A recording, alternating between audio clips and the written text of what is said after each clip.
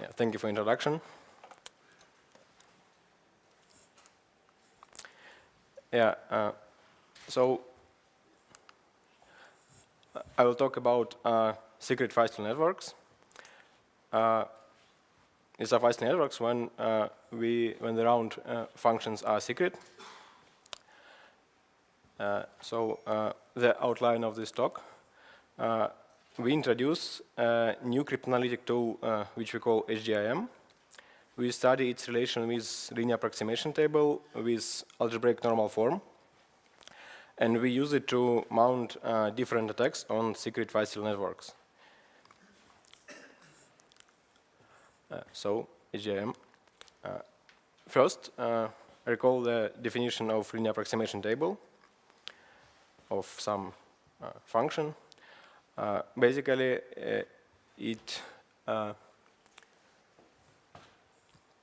for each input and output mask, for each input mask A and output mask B, it shows how good is approximation of function by these masks. It's absolute value show. And we use the following formula to compute it. At Crypto 2015, Birkhoff and Perrin suggested to use graphical representation of linear approximation table to reverse engineer S boxes. And they call such representation Jackson-Pollock representation. It works as follows. For each value in the LAT, you assign some color and you draw a picture. So here you can see such representation of the LAT of the S-box F of skipjack. The idea of this representation is to spot some patterns by your eyes. So here there are no visible patterns. It looks like random. Now we consider 4-round Feistel network with bijective functions. And as you might see, there are white lines here and here. And overall, it doesn't look random. But these white lines, they are present there independently of choice of round functions. So these are some patterns which are specific for 4-round Feistel network. But we'll look into another patterns. And the idea is to look at LAT modulo 4. Why 4? It's related to algebraic degree. Also, in our definition, LAT of a permutation is always even, so all entries are even. So modulo 2 it's 0. Therefore, we look at modulo 4. There will be zeros and 2s. Yeah, and here's LAT modulo 4 of a 4-round Feistel network, so the same Feistel network from the previous slide. It's very structured. There are these squares everywhere, and note that these squares are not like large pixels. These are 16 by 16 squares. So it's very structured. Now we go further. There's 5-round Feistel network. It's more granular, but there is still kind of square structure and many patterns. Okay, now we go to 6 rounds. There are no square patterns, but there are some stripes and there are still some patterns. But for random permutation, there are still some patterns, some stripes and things. So probably it's not possible to distinguish 6-round Feistel network and random permutation, but maybe it's still possible to distinguish random permutation from 5-round because there is like some squarish structure. But it raises an interesting question: why random permutation? LAT modulo 4 of random permutation has such patterns, and we found an explanation that it's a bilinear form. Consider the equation. Here we take LAT modulo 4, but since it has only zeros and 2s, we divide by 2 to go binary, and therefore we have modulo 2 instead of modulo 4, but it's the same thing. Using this equation, we can express this quantity as a vector matrix vector product, which means it's a bilinear form. And H is n by n matrix, binary matrix, given by this equation. And important thing here is that LAT has size 2 to the n by 2 to the n, and H has size n by n. So it's logarithmic in size. It's much smaller, but it captures everything. So we compress this large LT modulo 4 into this small matrix H. And there is another meaning of this matrix H and LAT modulo 4 as well. First, we recall the definition of algebraic normal form. Basically, it said that any Boolean function had a unique multivariate representation over binary field. And we have the following lemma, which says that matrix H, it basically indicates for each of possible monomials of degree n minus 1, it indicates whether each of such monomials is present in the NFs of each of the output bits of F. Yeah, it's important. We will use this H a lot. So this is, and this meaning is quite easier to understand and to use. And because of this meaning, we will call H a high degree indicator matrix. A short remark about computing the HDIM, this matrix H. By its ANF meaning and the Möbius transform, each row or column of H of F is XOR sum of the function F over a particular cube of dimension n minus 1. Therefore, if we need to compute only one row or column, we need half of the code book and a similar amount of time. For full H, we need full code book and this amount of time. And it has negligible memory complexity because we just store the sum while we iterating over the texts. So there is an interesting useful property of HDIM. This theorem basically states that applying linear transformations on a permutation modifies its HDIM in a linear way. So when we had applying eta and mu on F, if we look at HDIM, then we apply eta and mu, but transformed and transposed and inverse, but still. Yeah. And we will use the theorem to recover whitening linear layers. Okay, so how does the HDIM look in Feistel networks? Recall those patterns which we spotted in the LAT modulo 4. Since we compressed the LAT in some sense to this HDIM, we want to know how these patterns look in HDIM, and actually they can be rephrased very nicely. We have the following theorem, which says that for 4-round Feistel network with bijective functions, which we considered before, the HDIM looks like this.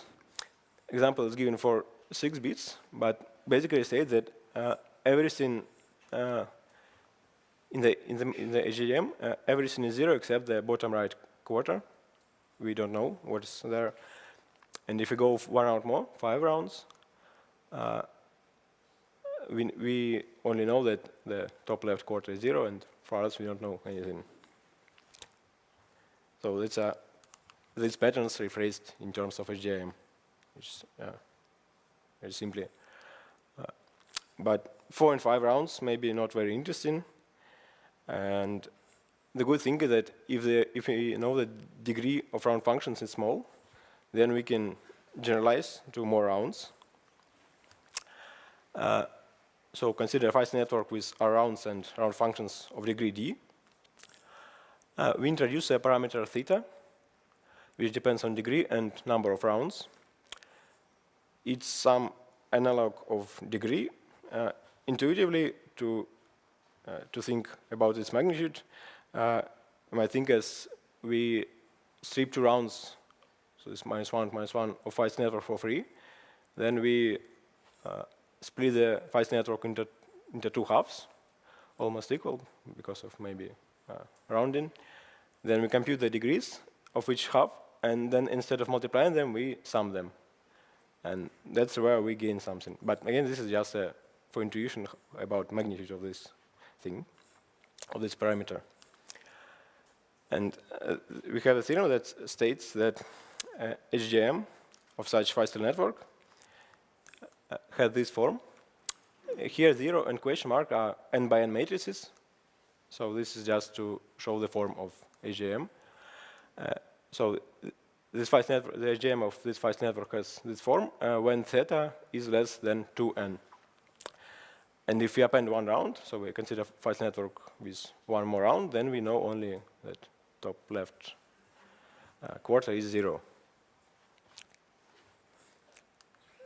Yeah, and for non-bijective round functions, the results hold for one round less. But it's same results, but one round less. And this theorem gives a simple distinguisher for Feistel networks. We can compute only one row of HDIM, even in this case, and check if these bits are 0. And this is a distinguisher, which is weak compared to non-distinguishers for up to 5 rounds, but we can attack more rounds when the degree is low, and is where we get some advantage. Okay. Here's how we prove this theorem about this, how HDIM looks in these networks. So recall the equation for HDIM. We change the variables instead of x with some we choose variable somewhere in the middle of Feistel network, and then we have two halves of Feistel network, and we compute degrees separately, and then we sum them instead of multiplying them. So what I told when I introduced the theta parameter. And for bijective round functions, we can get one round more by choosing variables more cleverly. Okay. Now we look at AFA structure. It's a Feistel network with secret round functions and secret affine layers applied before and after. We want to distinguish this from random permutation and to recover the secret components or parts of secret components. Okay. So how we can attack this using HDIM? So assume that HDIM of a Feistel network, of some Feistel network, looks like this. For example, 4 rounds with bijective functions, or any Feistel network which satisfies our previous theorems. Assume that we wrap this Feistel network with linear layers, eta and mu. So G is AFA structure. Then by properties of HDIM, we have the following equation. So we don't know eta and mu, but we know h of G. We can compute it. And some parts of eta and mu, they merge into Feistel network. So it still stays a Feistel network, which makes us to have less unknowns. And we have enough equations to solve the system and to recover parts of eta and mu. So we recover some parts of linear layers, but the thing which we don't recover, they don't prevent some further attacks.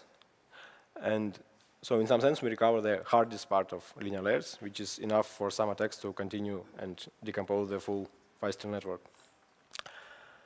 So we have a distinguisher for the AFA structure and partial recovery of linear layers, assuming that HDIM of Feistel network without affine layers looks like this. For example, if it satisfies our theorem, where, for example, when theta is less than 2n. And so complex is dominated by computing HDIM, and is n times 2 to the 2n minus 1, where n is branch size, so block size is 2n here. In some special cases, we can attack one more round. We will assume weaker thing. So only 1 0. So only quarter of HDIM is 0. For example, 5 rounds with bijective functions. And so one of such cases is when the initial affine layer is the inverse of the final one, or if there is only one affine layer, only on one side, then we have enough equations to recover the affine layer, so their parts. And complexity is again dominated by computing HDIM because the equations are, the system of equations is very small compared to the this complexity. Okay, now we introduce a new attack which does not directly use HDIM, but is inspired by it. Okay. So previously we exploited absence of terms of degree n-1 in the ANFs of some output bits. We wanted to cover as much rounds as possible, but we could only distinguish or recover surrounding linear layers. In some cases, there are maybe other terms, impossible monomials in the ANFs of lower degrees. And if we can prove their absence, then we can recover a secret round function instead of just linear layer or making distinguisher. So just an overview of the attack. Consider, for example, 5-round Feistel network with bijective round functions, and let small f be the last round function. And on the picture, you see the last round function. So we can prove that after 4 rounds, on the right side, there are at least 2 to the n monomials which can't occur in these ANFs on the right branch. So it's drawn with dashed blue. So there are, it's shown that the coefficient of such monomials is 0 here. And then if we see these monomials after the last round on the left side of the full Feistel network, then we know that they have came from application of the last round function f to the right branch. This gives us information about the last round function, and this information can be used to form a linear system of equations with 2 to the n unknowns and more than 2 to the n equations. And unknowns in this system are ANF coefficients of each coordinate of the last round function. We solve the system and we recover the secret round function, but up to XOR constant, but it doesn't matter because this constant may be merged with previous round function. And complexity is dominated by generating the system, and is 2 to the 3n. So this attack is not the best against secret round functions, against secret Feistel networks for 5 rounds. There is your cryptanalysis, there are integral attack. For example, your cryptanalysis runs in O2 to the 2n. But again, the advantage here is that we can go further if the degrees are small. So we have the following theorem, which gives a quite loose bound on number of rounds when we have enough impossible monomials to recover a secret round function. And so we have recovery attack when d to the number of rounds minus 3 is less than n, when n is branch size, not the block size. Yeah, and again, the bound is not tight because the previously described attack doesn't satisfy, but it still works because we used more sophisticated methods to prove the impossible monomials than this just estimation.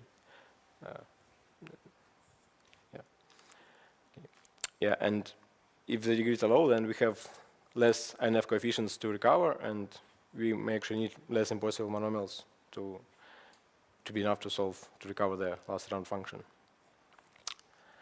Okay, division property. Why division property? We found some links with division property and our attacks. In particular, the first attack, which we distinguish Feistel networks.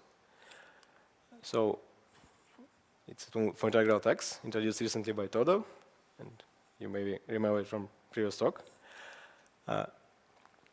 It allows to find cubes of dimension 2n-1 or less, so integral characteristics, over which Feistel network sums to 0. Such cubes correspond to the absent ANF coefficients of degree 2n-1 or less, which correspond to 0 terms in HDIM, which we used to distinguish Feistel networks. So we use basically the same thing, but we use different ways to prove such integral characteristics. And the results are very similar, but in just a few cases, there are like plus minus 1 round. So in some places we get 1 round more, and in some places we get 1 round less. But overall, they are very similar. Conclusions. So we introduced a new tool, HDIM, high degree indicator matrix. We studied its relation with linear approximation table and algebraic normal form, and we used it to mount 3 different attacks on secret Feistel networks. Thank you.